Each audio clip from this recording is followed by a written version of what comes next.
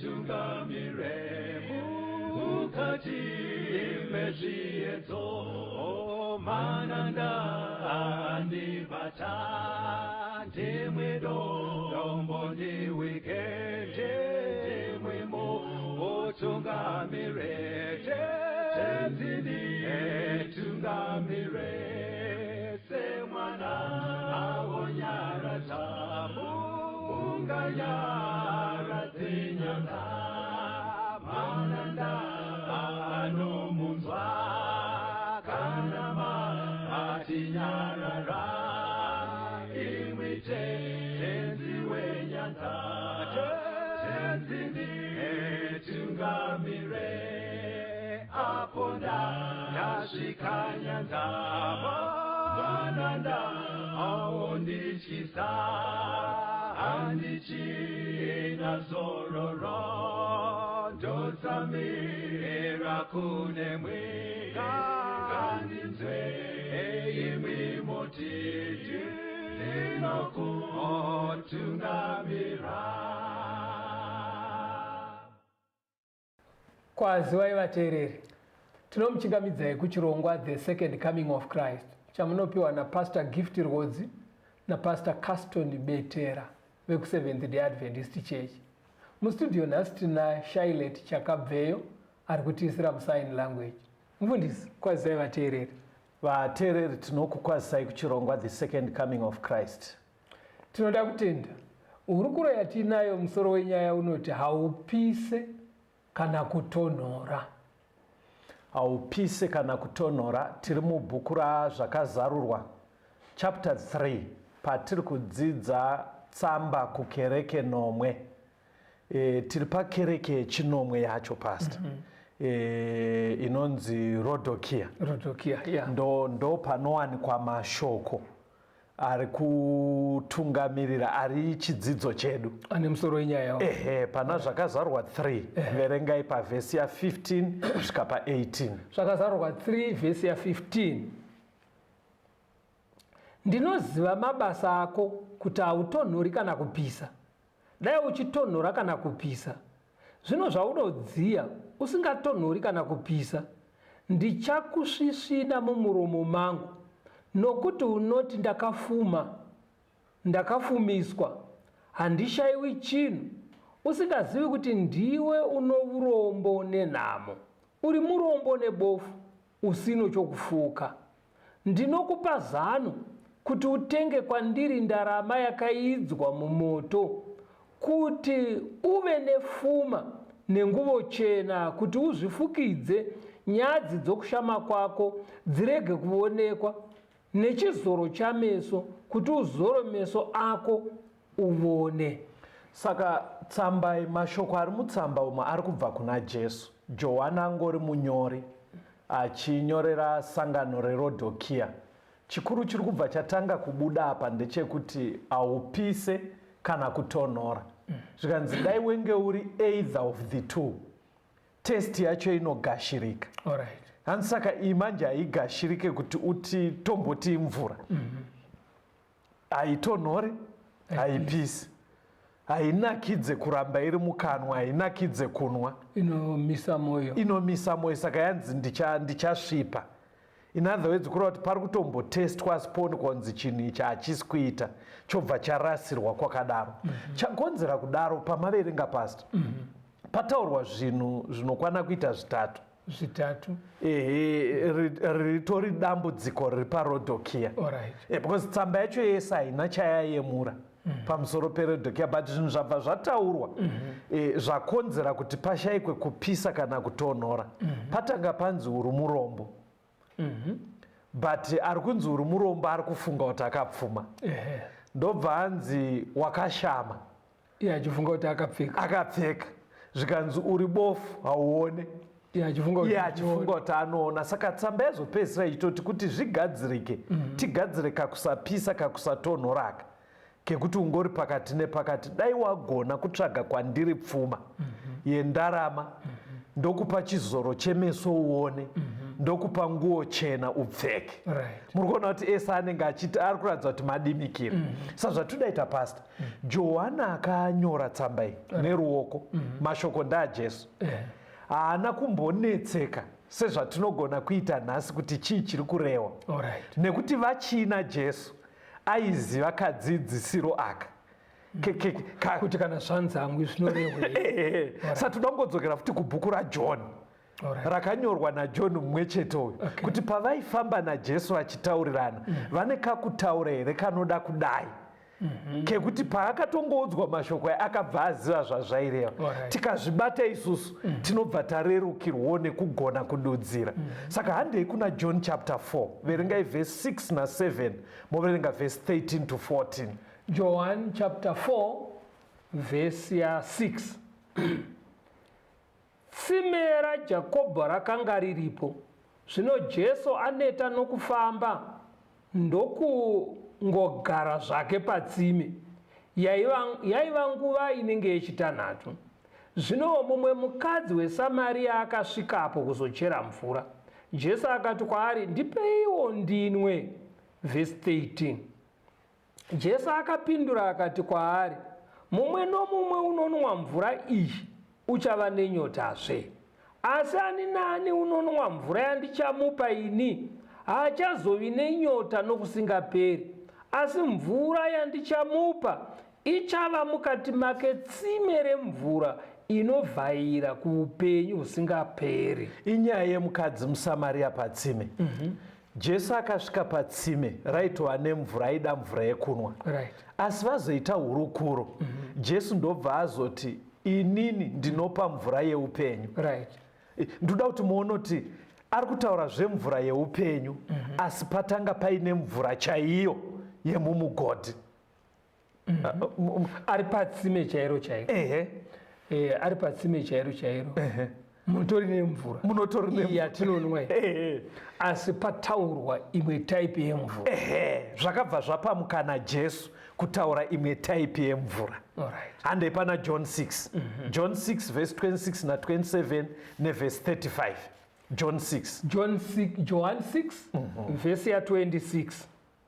Jesu akavapindura akati, zvirokwazvo ndinoti kwamuri, hamunditsvaki nokuti makaona zviratidzo, asi nokuti makadya zvingwa mukaguta. Musabatira zvokudya zvinopera, asi zvokudya zvinogara kuupenyu husingaperi, zvamuchapiwa noMwanakomana woMunhu, nokuti Baba Mwari vakaisa chisimbiso kwaari. Vhesi ya 35. Jesu akati kwavari, ndini chingwa choupenyu. Unouya kwandiri haangatongovi nenzara, nounotenda kwandiri haangatongovi nenyota. Vanga vafidwa vanhu 5,000 nechingwa. Mangwana acho ndobva vauya svika naJesu, kunyepa hamusi kuda vhangeri, muruda chingwa. Inda muchishingaira kudaro panyaya yechingwa chedumbu. Pamberi pacho achiita hurukuro svika naJesu, ndini chingwa cheupenyu. Maona chifuta kuti panapa pane nyaya yechingwa chaicho chakanga chadyiwa zuro wacho. But pavasangana naJesu aenda mberi akanotaura imwe type futi yechingwa. John chapter 9. Atiteedzei kudaro. John chapter 9 verse 1 ne6 ne7. John 9 verse ya 1. Wakati achipfuura akaona munhu wakanga ari bofu kubva pakuberekwa kwake. Vhesi ya 6.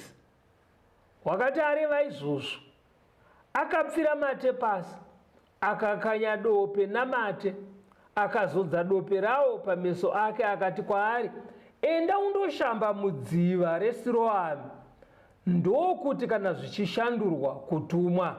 Ipapo akaenda akandoshamba, akadzoka achiona. Munhu uyu anga atozvarwa aine urema hwekuti aone.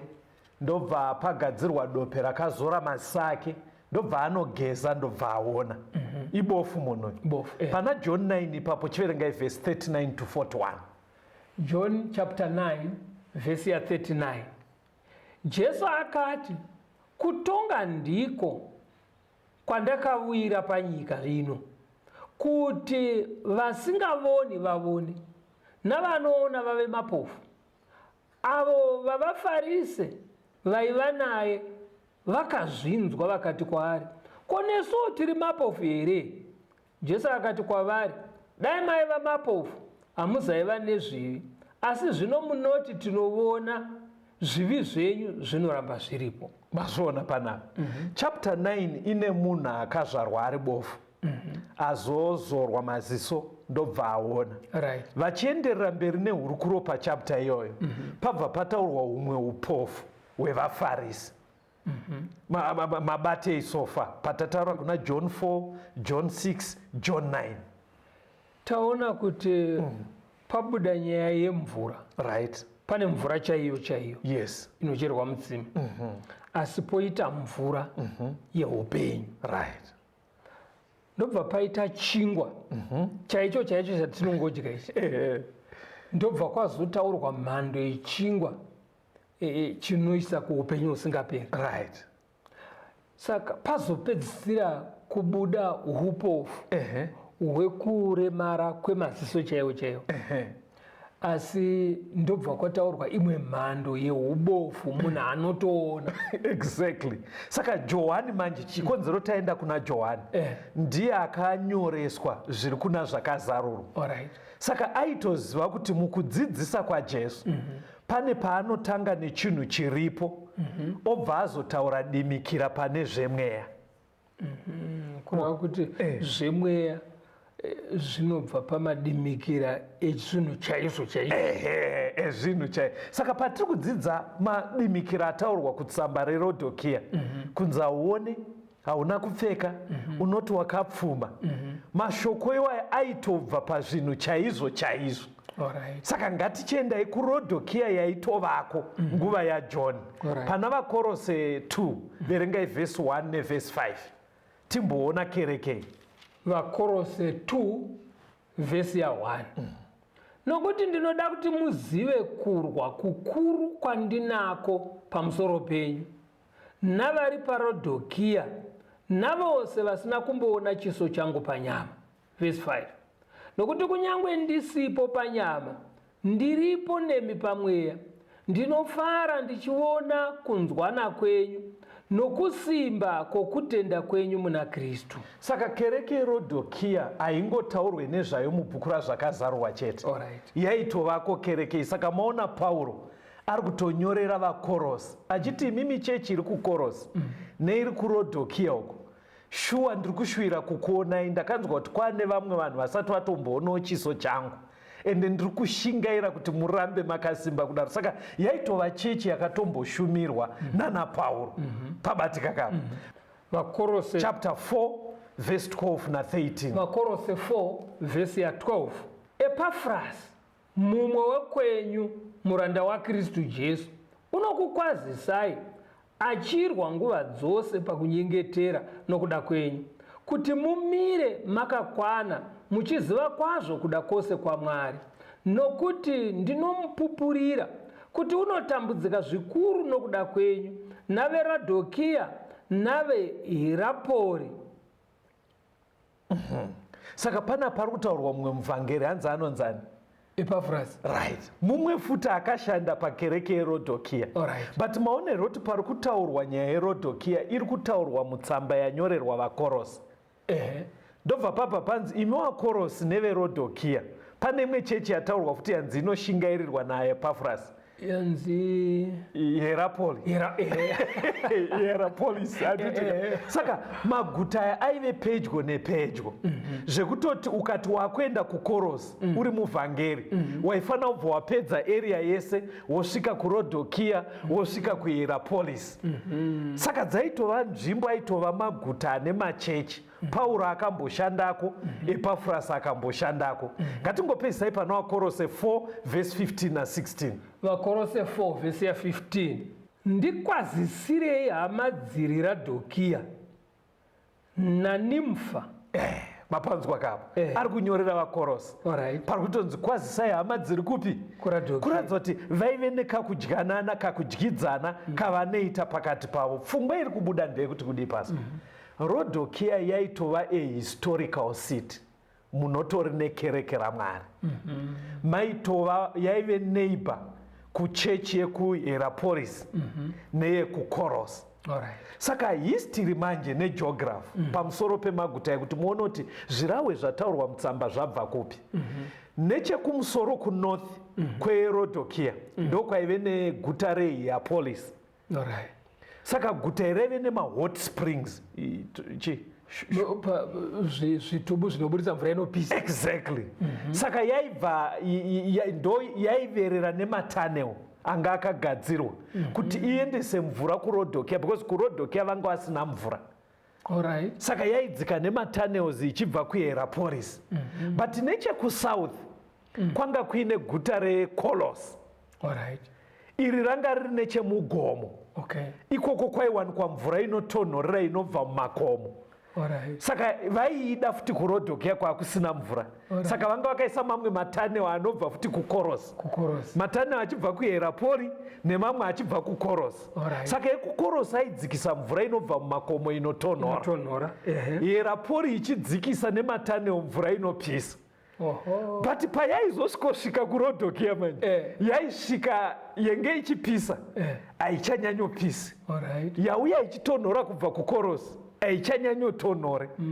Ndopari kushandiswa vara rekunzi lukewarm kuti haupisi hautonhori. Saka Johani paaitonzwa mashoko aiabata because aibva azwa kuti zviri kutaurwa nemukuru vari kutora pachimiro chiri muguta ndo zvitori mvura yemuguta iroro. Ave numapopa baba taka chimwe futi chaivepo pasi vaichengeta shipi, makwai ayayane nditi wai dzine makushe matema. Saka maive neindustry muRodokia yekugadzira mabhachi matema nemakushe ewai. Vaive proud nemabhachi avo iwai, hakuna kumwe kwaaiwanikwa zvekuti munhu wemuRodokia kana apfeka bhachi dema iroro vainzwa kuti ndapfeka. Then vanga vakapfuma. Chekupedzisira tisati tanzwa rumbo upfumi cheo. Hanzi pane imwe nguva muna AD 60 pane earthquake yakaparadza guta rese. Saka nguva iyoyo vaitonga vaive vaRoma. Njodzi yemhando yakakura kudaro maisagona kuitakla mega musingabatsirwe naempara from Rome. But vanotonzi macity fathers eRodokia vakanyorera empara kuRome kuCaesar kuti musatibatsire tichagadzira guta tega. Ende vakachopchop pasina kutukana. pasina kutukana vanga vaine pfuma yavo. Saka chirahwe chekunzi haupisa hautonhore unoti wakapfuma unoti wakapfeka tichazoona pekuti unoti unoona. Mashoko ari kubuda pachimiro chaitova muRodokia. Tombonzwa kambo regai timbonzwa rumbo aterere tiri muchidzidzo haupise hautonhore.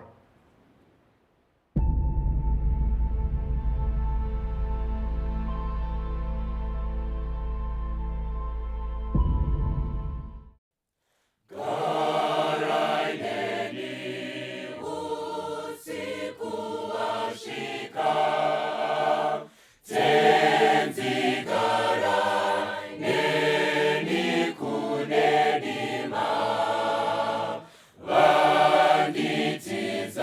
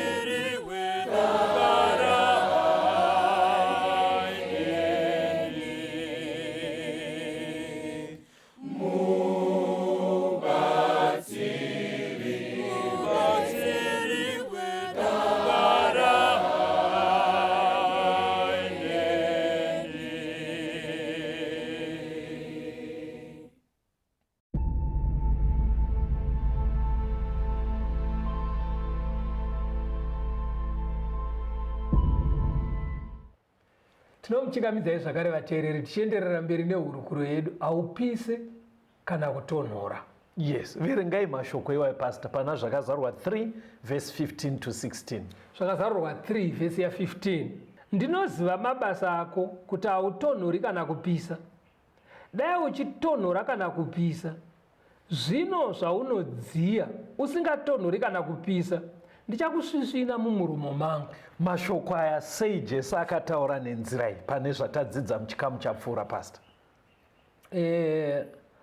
Taona kuti Jesu pakutsanangura zviri vatendi vake aishandisa zvinowanika mukurarama kuti vakurumidze kubata zvaanenge achitaura. Yes. Saka taona kuti kwaitove nenzvimbo chaiyo chaiyenzi Radhokia yanga iri pakati peguta reKorosi neguta reHirapori. KuHirapori ndo kwaiburuka mvura yaibva muzvisipiti zvinopisa, mahot spring. Yes. Yosvika uko yakundopora isiri kupisa. Right. KuKorosi kwaiburukawo mvura yaitonhorera yaibva mumakomo yoenda nematanel yakunosvika kuRadhokia yaisvika isisiri kutonhoresa. Yapakati nepakati. Yes. Saka vanhu vari kuudzwa izvi vatendi kuti haupisi hautonhori vaitozvinzwisisa kubva mumvura dzaisvika muguta ravo. Exactly. Aidzidzisa nenzira iri nyore. Saka vanhu vaibva vabata. Right. Saka dambudziko renge riri kuitika rekupfuma zveshuwa kuti kwadeclarewa national disaster kwaita earthquake maive mugore raAD 60. Right. Wona vatungamiri vekanzuro yemuRodhokia vakabva vati kuna empire, haiwa don't worry, tine tunhu twedu kwakuripeya guta rese pakare. Pfuma vaive nayo zvekutoti muhistory ukatsvaga munotonzi maitwa nethriving banking industry, because mabhengi enguva idzodzo chainyanya kutsinhaniswa sekuratidza kuti paita pfuma igoridhe. Saka ndo zvimwe zvaiitika, because vaiti textile industry yavo yemabhachiya vobva vaita mvura dzavo idzi nemabhengi avo negoridhe. Saka vainzwa vakapfuma. Saka manzwa tsamba iri kuti unozviti wakapfuma ende unozviti wakapfeka. Chaizoitika imwe industry yaivemo yaive kurapwa kwemaziso. Vanoongorora history yeRodhokia vanoti mvura yaibva muzvitubu yainopisa ya ine makemikal ainotubuka nayo ichibva pasi anosanganisira ana sulfur anobatsira pakugadzirwa kwemushonga wemaziso. Saka murodhokia maitova neindastiri nezvipatara zvekungokanika maziso chete aya anotoona aya. Kare ikako vaitwa nemishonga yekuti vakakudonhedzera mumaziso kana anga achinetsa anobva aona. Saka zvese zviri kutaurwa naJesu mutsamba kuti unozviti unoona. Jesu ari kunokora pane zvaiteitika muguta kuti zviite chirawe pane zvemweya.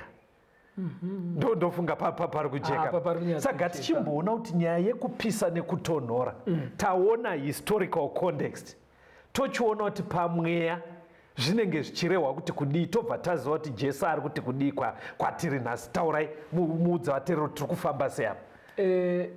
Tiri muchidzidzo chinechi. Yes. Muri kujeka kuti Jesu aishandisa mifananidzo pakudzidzisa. But mifananidzo yake aitora pazvinhu zvinoraramika zviri munharaunda dzevanhu kuitira kuti zvikurumidze kunojeka mupfungwa kuti chii chiri kutaurwa. Saka tinoda kuenda mberi tichinzwa kuti zvirawe zvataurwa kuRadhokia izvi zvinomborevei. Pfuma zveshuwa yaive kupfuma muRadhokia, asi ari kunzi hauna kupfuma, ivo vakapfuma. Yes. Maziso hakuna munhu airwara nemaziso muRadhokia, vairapa vachipora. Yes. Asi vari kunzi hamuone.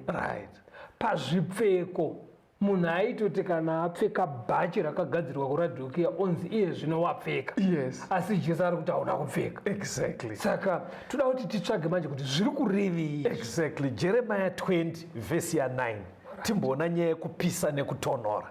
Jeremiah 20 vhesi ya9. Kana ndichiti handichamurangariri kana kutaura nezita rake, ipapo mumwoyo mangu mava somoto unopfuta wakapfigirwa mumapfupa angu. Ndaneta nokutsungirira handichagoni. Ndi Jeremiah. Jeremiah aisvika panguva yekuti aiti handichada zvekuita basa raMwari because vanhu vaimunetsa verudzi rwake.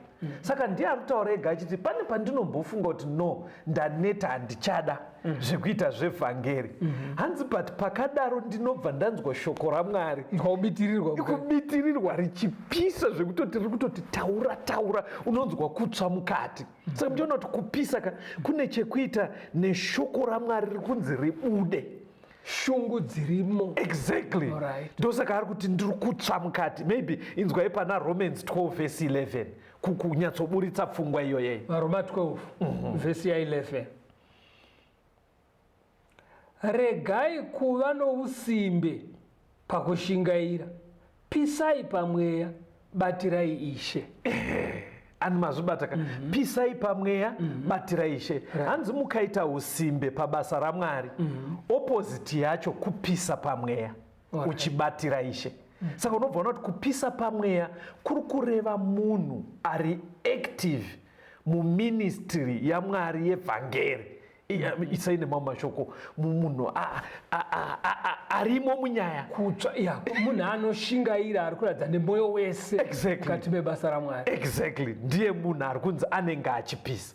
Saka Rodhokia haipapo. Muri kuona chiri kunetsa haipo. Vakanetera zvinhu zvoumwari. Zvakangonoti netei. Kutonhora manje kudii? Because Jesu ari kuratidza kuti ndaiprefer either of the two. Jesu ari kuti dai muchitonhora handina problem, kana kuti dai muchipisa, but muri nechepakati. Saka timbonoona kutonhora kuti kwakamira sei. Matthew 24 vhesi 12. Mateo 24 pavhesi ya 12. Rudo rwavazhinji ruchatonhora nokuti kusarurama kuchawanda. Rudo rwevazhinji ruchadii? Ruchatonhora. Iri kutoratidza kuti opposite. Pari kuratidza kuti ukanzwa chinzi rudo rwatonhora harusisipo, hapasisina. But kuti tinzwisise kuti chii chiri kurehwa, pekuti kutonhora tapanzwa, toda kuona kuti rudo. Alright. Chii chinonzi rudo kana tiri mushoko iri? Kana tiri mushoko ivara rinoita kunge tiri kutaura zvinhu zviri simbu mukoma, zvoti mumwe muteerera ngona kuti vangade kutaura kuti rudo because chinhu chinoita kunge chinonzi, but bhaibheri rine matauriro arinoita kana richireva rudo. Rungave rudo kuhama dzako nevavakidzani kana rudo kuna Mwari. Rine definition yarinoshandisa kuti chinonzi love chii. handei pana 1 John 5 verse 2 na3. Johani wekutanga 5 vhesi ya2. Ndizvo zvatinoziva nazvo kuti tinoda vana vaMwari, kana tichida Mwari tichiita mirayiro yake. Nokuti rudo rwaMwari ndirwo kuti tichengete mirayiro yake hairemi. Saka bhaibheri riri kuti chinonzi rudo kuchengeta mitemo yaMwari. Hanzi zvikangoitika izvozvo tinobva taziva kuti uyu munhu anoda vanhu. Muri kuona definition iri kusiyana nezvinoraramika. Mati mamboona kuti dzimwe nguva ukatoenda uchida kukurudzira vanhu nesimba raMwari kuti vachengete mitemo yaMwari, mumwe munhu anogona kutoti aiwa zvamutaura hazvina basa, chakakosha rudo. Irwo rudo rwacho ruchitoratidzwa nekuchengeta mitemo. Rudo ruto nebhaibheri runoonekwa nekuchengeta mitemo yaMwari. But munyika nhasi unotonzi aiwa zvese zvekuda kuswera uchinetsa vanhu kuti vachengete mitemo, chakakosha rudo, hama dzangu. Saka muri kuona kuti vanhu nebhaibheri definition iri kusiyana. Handei pana John chapter 14 verse 15 tione kuti rudo kuna Mwari, kuti munhu hanzi uyu anoda Mwari, chii chinenge chiitika. John 14 pavhesi ya15. Kana muchindida muchachengeta mirayiro yangu. Yatopera. Kuti ipasi. Kureva kuti kuda Mwari kunoonekwa nekuchengeta mitemo yake. Kuda Mwari kunoonekwa nekuchengeta mitemo yaMwari. John 15 verse 10. John 15 pavhesi ya10. Kana muchichengeta mirayiro yangu muchagara murudo rwangu, seni ndaichengeta mirayiro yaBaba vangu ndichigara murudo rwavo. Saka rudo rukanzi rwatonhora pastor, hanzi nekuti mazuva ekupedzisira rudo rwavazhinji ruchadii? Nekuti kusarurama kuchawanda. Pfungwa iri kuburitswa naMateo 24 verse 12 pairi kudaro, iri kungonoti chichanyanya mumazuva ekupedzisira kusachengetwa kwemitemo, nekuti kusarurama kunenge kwanyanya. Ndo coldness. Kupisa, kudokwairira, kushingairira zveumwari, kutonhora, kushayikwa kwekuchengetwa mitemo yaMwari. Saka Jesu ari kuti kurodhokia kuchechi yanhasi, kusanganisira isu ari muno mustudio nemuvateereri, ari kuti dai muri vanhu vari kupisa kunzwa kuda kuita zvevhangeri, ndaigona kuziva kuti ndokumotivheta isei. Uye dai muri vanhu vakati no, vekuti hamudi kunzwa zvechechi, chihedheni chakanyatsa kuzara, ndaiziva how to help you. Zvino chiri kuita dambudziko ndechekuti kuti tiri kupisira zvaMwari here hatiko, kuti tinganyatsonzi mahedheni akavenga Mwari here hatiko futi. Mukuona dambudziko because yezvinezvika ukasangana nemunhu wese pangeyo panhamo unonzwa aiwa kuti kuna angarambe kuti Mwari ariko. Vanhu vese vanonamata, vanhu vese vari kunamata. Saka chechi yanhasi haugone kunyatsoisa kumipanda miri yekuchihedheni full time, kana kupisa nekudokwairira zvaMwari. Saka zviri kunzi condition inenge iri pakati pefenzi haigashirike mumuromo maMwari, tinosvipwa. Isaine mamwe mashoko pasi. Ndiri kuona kuti zviri kujeka panapa kuti Mwari chaanoda mutendi anopisa mune zvechiKristu. Zvekuti vanhu pangosvika vanhu havana kana doubt, mutongoonekwa kuti muKristu. Asi dambudziko raana Mwari manje ndiri kuti vatendi vazhinji kuve vatendi zvezita, asi pamaitire nemararamiro hapana chiKristu chinobatika. Saka ndokutonhora kwacho. Mirayiro yaMwari vanhu havana hanya nayo havaichengeti. Saka iyo ndio inotiratidza kuda Mwari. Saka pakadaro Mwari kuti ndine dambudziko nemi, hamuchengeti mitemo yangu, chamunongoda kudaidzwa nezita rangu chete. Matimaona kuti vatendi vaiye zvino patinonzi apa tamira paprogramu dzaMwari, it's either dzimwe nguva kujaivha. Ndoda kuti muone kusiyana kwazviri kubuda apa, kuti Mwari arida kupisira vhangeri, tichidzidza nevamwe tichiita kuti vamwe vazive zvaMwari. But muchiona vatendi vanhasi kwekuti anonyatsonzwa kuti ndaneta, dzimwe nguva kutamba, kwete kunamata, kwete kuna hani. Muri kuona zvazviri kunonetsa manjeka. Unogona kutoshamisika kuti pavatendi vazvino more than half havana mabhaibheri. Unoshaya kuti saka kudokwairira zvaMwari zvacho kuti azvizive kuri papi ko vanotonzi musaverenge bhaibheri racho ndo zviri kukonfyuza. Saka Mwari ari kuti manje kondisheni ine chechi yanhasi haigashirike kwaari, because ukangozva kuti ndiri kudhila nevanhu vasati vanzwa zvaMwari, vari mhondi, vari pfambi, ndokodya. Mwari ari kuti iri nani kudhila nayo. Because unenge uchitotanga kudzidzisana navo uchidai vadzoke mugwara. Saka ndo pane dambudziko ipapo, but ngatichiona remedy kugadziriswa kwazvo. Kana ndonge vatendi vanhasi tiri kuda kansel iri kubva kuna Jesu yekuti tigadzirise chimiro ichi. Pana zvakazarurwa 3, verengai vhesi 17 to 18. Zvakazarurwa 3 vhesi ya 17. Nokuti unoti ndakapfuma, ndakafumiswa, handishayiwi chinhu, usingazivi kuti ndiwe uno urombo nenhamo. Uri murombo nebofu, usine chokufuka. Ndinokupa zano kuti utenge kwandiri ndarama yakaidzwa mumoto, kuti uve nepfuma nenguvo chena, kuti uzvifukidze nyadzi dzokusafuka kwako dzirege kuonekwa, nechizoro chameso kuti uzore meso ako uone. Saka ari kungotora pane zvaiwanikwa paRodhokia zviya. Saka akuzvigadzirisa achisa pamweya kuti mune mabhenge enyu muRodhokia amunochengeta goridhe, but dai mawana goridhe rinobva kwandiri rakanatswa mumoto. Mune mabhachi enyu matema amunotemba nawo muRodhokia, but dai mawana kwandiri nguo chena dzinovhara kushama kwenyu. Munoti munoona, but dai mamatora chizoro chemeso, kwete chiri muguta menyu, chiri kwandiri chepamweya, magona kuona.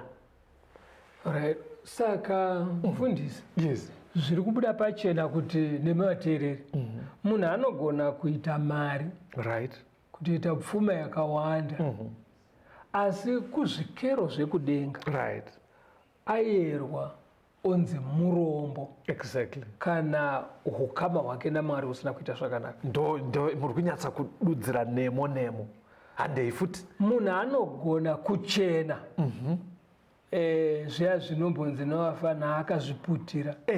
Unotonyatsoona pane mucheka. Mucheka chaiwo. Asi pakutarisa kwokudenga munhu achinzi akashama. Nekuti ukama hwake naMwari hausi munhu anogona kunge achitoona, kugona kuverenga kunzi aiwa dzinoona.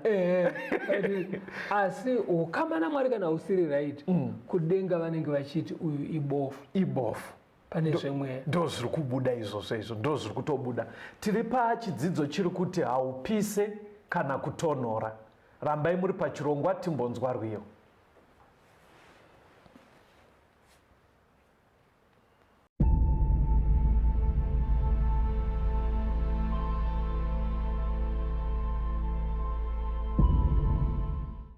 Master, the tempest is raging, the billows are tossing high, the sky is all shadowed with darkness, no shelter, no help is nigh.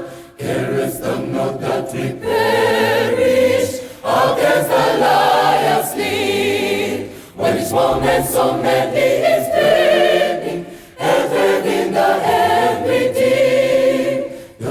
And the west shall obey my will. Peace be still, oh peace be still. Whether the wrath of the storm to see, no demon, no man, no whatever it be, no water can swallow the ship when us, the master of ocean, the endless sky. They all shall sweetly obey my will. Peace be still, oh peace be still. They all shall sweetly obey my will. Peace, peace be still.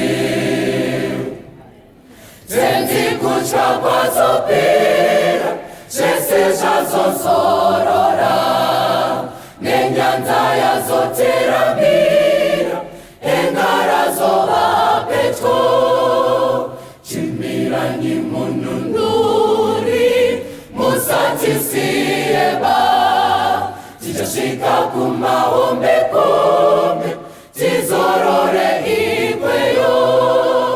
Mananda anonditerera nyarara, kana kushatirwa kwenyanza, mashavi kana vanhu kana chini, mvura inganyudzi ngarava, munatenzi wenyanza nepasi.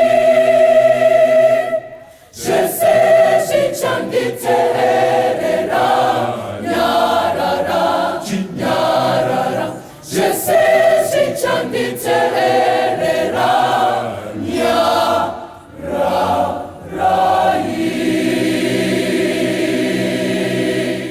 Tinomuchingamidzai zvakare vateereri, tichienderera mberi nehuruguro yedu. Haupise kana kutonhora. Ndarama yakaedzwa mumoto. Tauda kuona kuti chii Ndarama. Ivo vaive nendarama chaiyo. But Mwari abva ataura yepamweya iri kunzi yakaedzwa mumoto. Ngatitange tangoona value yendarama. Alright. Pana Isaiah 13 verse 12. Isaiah 13 verse 12. Vanhu ndichavaita vashoma kupfuura ndarama yakaisvonaka, iye munhu kupfuura ndarama tsvene yeofri. Saka ndarama panapa iri kuburitswa chiri chinhu chiri rare. Ndo chiri kuburitswa chiri chakakosha kosha.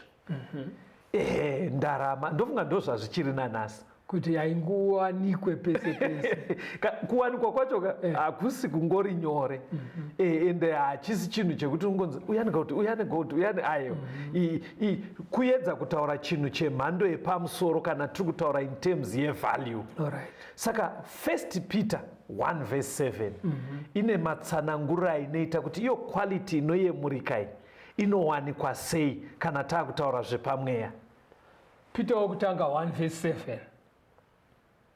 Kuti kuidzwa kwokutenda kwenyu kunokosha zvikuru kupfuura ndarama inopera hayo, kunyangwe inoidzwa nemoto, kuwanikwe kuchibereka kurumbidzwa nokubwinya nokukudzwa pakuonekwa kwaJesu Kristu.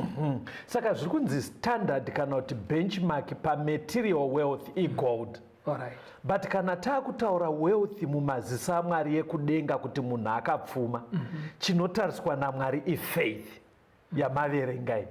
But hanzi faith yemhando iyoyo kuti unzi wakapfuma pamberi paMwari, haisingori faith yekungoti ndongoti mukoma, do you believe in God? Aiwa, hanzi ifaith inenge yaita go through process yematrials ichiitwa refining, sezvinoitwa ndarama. Kuti ukaona ibwe rako rauri kufunga ndori nendarama rinonopiswa mumoto kozonobuda ndarama yauri kuda chaiyo. Saka kuri kunzi kupfuma pamberi paMwari kuri kuudzwa Rodhokia unzi dai watenga kwandiri ndarama yakaedzwa mumoto uye wakapfuma. Mwari ari kushuvira kuti tive nefaith, kwete ingori ini theory iri kuraramika yambosubjectwa kumatrials and temptations, but yonobuda yakwenenzverwa iri mhando yepamusoro. Zviri kubatika here pasi? Kana ndanzwa zvakanaka, pari kunzi ndarama. Yes. Patsvakwa chinhu chinokosheswa navanhu. Right. Saka Mwari arikuda kudzidzisa zvinokosheswa kudenga. Exactly. Saka ari kuzviinzanisa. Oti imi pamunenge muchiti ane gold akapfuma. Right.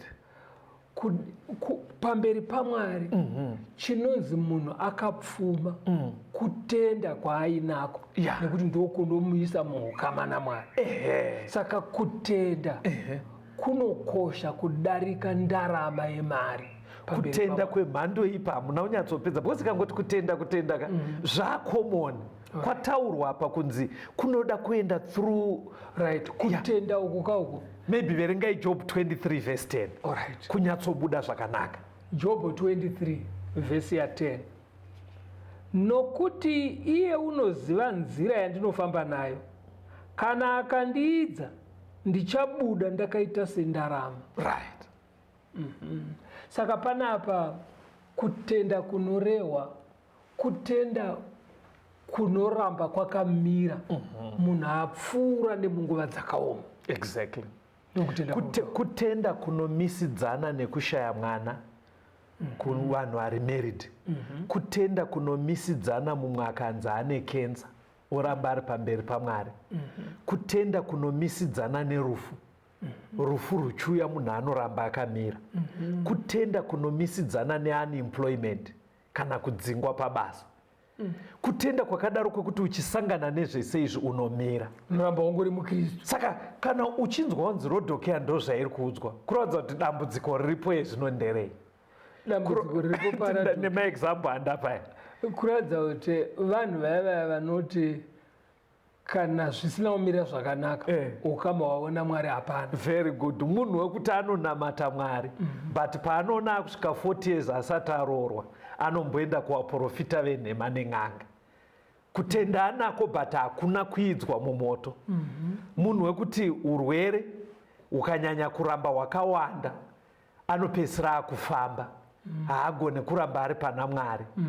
Hanimazonaka. Saka ndokutenda kuri kunzi kukawanikwa manje kwemhando yekuti kunomisidzana nezvinetso zvose. Hanzi yakadaro indarama mumazisa aMwari. Papajeka ngatichiona nguo chena. Nguo chena pana zvakazarwa 19 verse 8. Zvakazarwa 19 pa8. Wakapiwa simba kuti apfeke mucheka wakanaka unopenya usine tsvina, nokuti mucheka wakanaka ndizvo zvakarurama zvavatsvene. Alright. Mucheka uyu unotobva kuna Mwari. Hausisiri jira rewaiti ba rekuti munhu angapfeke obva ati ndofunga mumazisa aMwari right. Panzi mucheka uyu ndiko righteousness of the saints. Shona yati kudi zvakarurama zvevatsvene ndokupfeka. Ine mamwe manzuzvi kutaurwa kasina ndezvekuti pamberi paMwari munhu anonzi akapfeka anenge akazara kururama. Anenge akazara kururama. Kunouya sei? Zvakazarwa 7 verse 14. Zvakazarwa 7 verse 14. Yes. Ndikati kwaari, Ishe wangu, imi munoziva. Akati kwandiri, ndivo vanobva kukutambudzika kukuru, vakasuka nguo dzavo vakadzichenesa muropa regwayana. Maona nyaya yacho zvairi kuita. Kunonzi kupfeka kuya kuzara nekururama. But hanzi kururama uku kuti kuuye munhu anosukwa muropa regwayana. Murikuona kuti chirawe futika kuti kusukwa. Chiri kureva kutenda muna Jesu kuti kuburikidza neupenyu hwake, kufa kwake nekumuka kwake tinowana kanganwiro yezvivi. Then kuburikidza nesimba raanokupa unogona kukundawo zvivi. Hanimazona ndataura zvinhu 12. Izvozvo zvikasvikokuputira, handitika wapiwa nguo chena, kureva kuti watenda muna Jesu woregererwa zvakaipa. Right. Obva akupa simba iyo yekuti kutenda woregerwa zvakaipa vanoiti imputed righteousness, kureva kuti wava justified. Wakuverengerwa kunzi wakanaka. Wakutorwa semunhu asina kumbokanganisa. Stage number 2. Stage number 2 wochipiwa simba kubva kuna Kristu kuburikidza nemweya mutsvene rekuti ugone kuita zvinodiwa naMwari. Muchirungu vanoiti sanctification.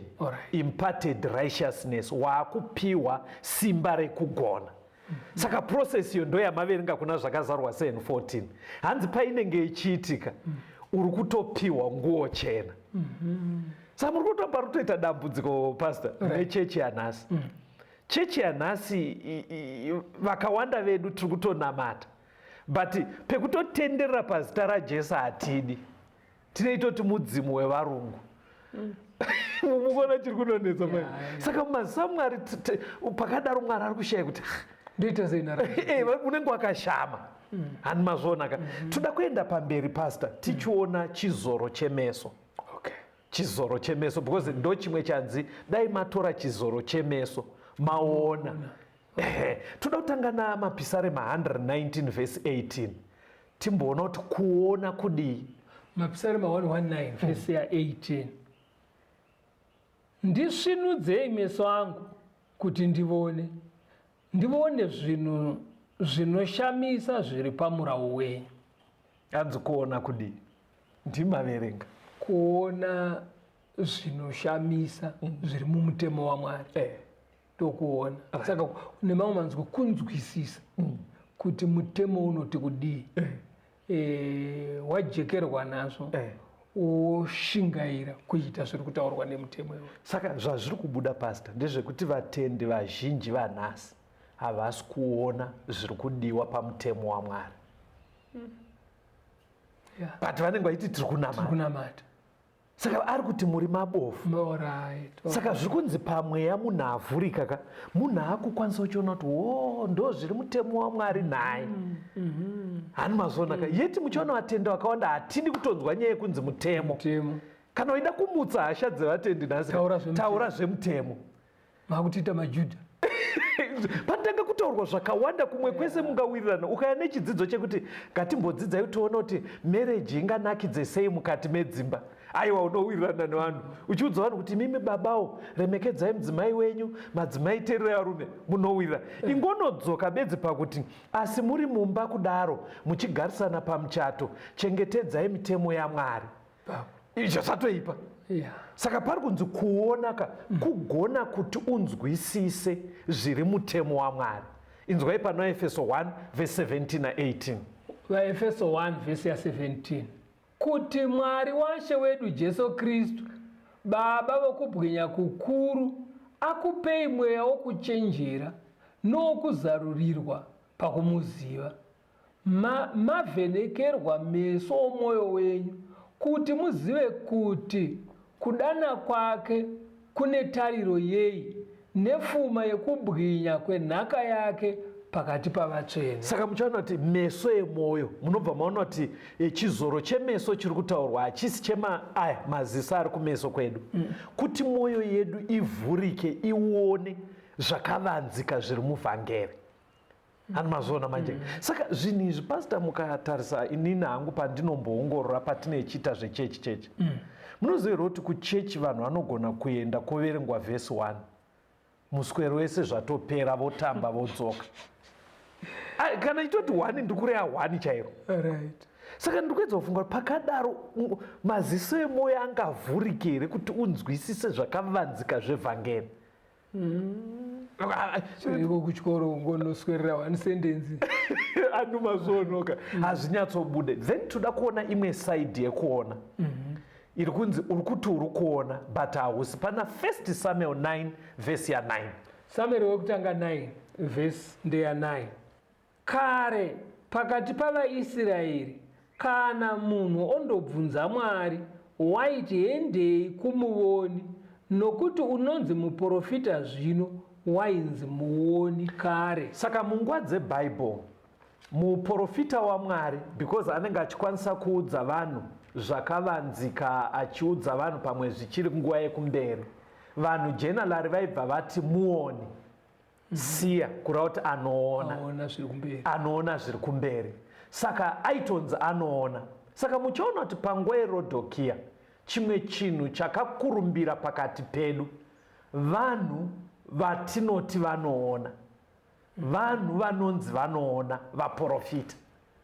Saka pari kupiwa yambiro naMwari kunzi ndaikumbira dai matora chizoro chemeso, because muri kuti munoona asi muri mapofu. In other words, Mwari ari kurebuka zvanyanya kutekeshera mazuva ano tichifunga kuti tiri munguva yevaprofita vanoona. Mwari ari kutoti hapana chiri kuonekwa. Dai madzoka kuna Mwari first, matanga maona zvakavanzika zviri mumutemo wake, ndokuti pamberi paMwari munzi munoona.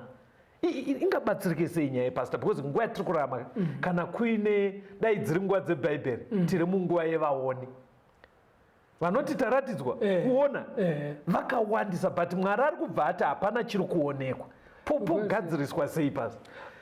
Imwe nzira yekutogadzirisa nayo kasoneka tokutodzidza kwatiri kuita, because shoko ndo rinogadzirisa. Saka vanhu kana vazviona kuti chinonzi kuona mirayiro yaMwari nekuiita, kana munhu akati ndaratidzwa, ngaaratidzwe mutemo waMwari. Zvino vanhu vanongogumira pakunoratidzwa zvemudzimba, zvekurarama, zvemotikari nezvakasiyana siyana. vamwe vachiratidzwa vakadzi vamwe vachiratidzwa chii saka vanhu ngavaratidzwe zvinodiwa naMwari. Saka muchaona kuti chechi yanhasi yanyanya kusendama pakuti muoni. ende haadaidzwa achinzi muoni. Haadaidzwa achinzi muoni ake, but unotonzwa kuti pane zvekutaura Mwari ari kutitsiura kuti muri kuita unge mese makasendama pamuprofita. Rodhokia. Saka pakupedzisira chinzwa izvo anotaura zvakazarwa 3 verse 20 mubva maoneka vateereri vedu timboona kuti Jesu pane zvese zviri kuitika izvo ari pakati pedere. Zvakazarurwa 3 vhesi ya 20.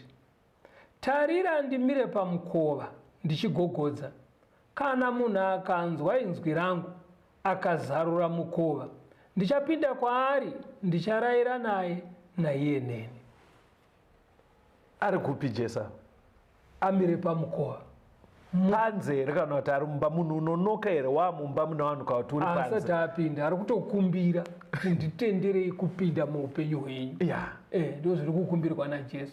Pamaarea ese iwayo atati tichidzidzaya kuti fuma chaiyo ukama naMwari, kupfeka, kururama, kuona, kudzoka pamirayiro yaMwari. Jesu anoti nditenderei ndipinde muupenyu hwenyu kuitira kuti tikubatsirei kufamba muzvinhu izvozvo zvanga zvichitaurwa kuna Radhokia.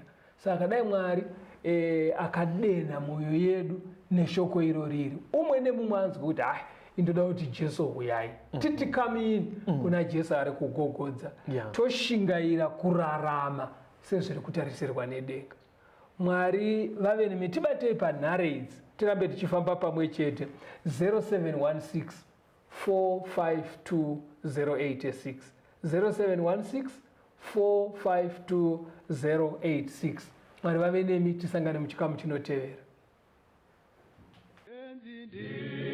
Tungamire mukati mezviedzo mananda andibata ndimwedo dombo ndi wikende mwimo tungamire tenzini tungamire se mwana awonyara tabu unganyara zinyanga mananda anomunzwa kanama atinyarara imwite tenzi wenyanza tenzini tungamire aponda yasvika nyanza mananda aondichisa andichina zororo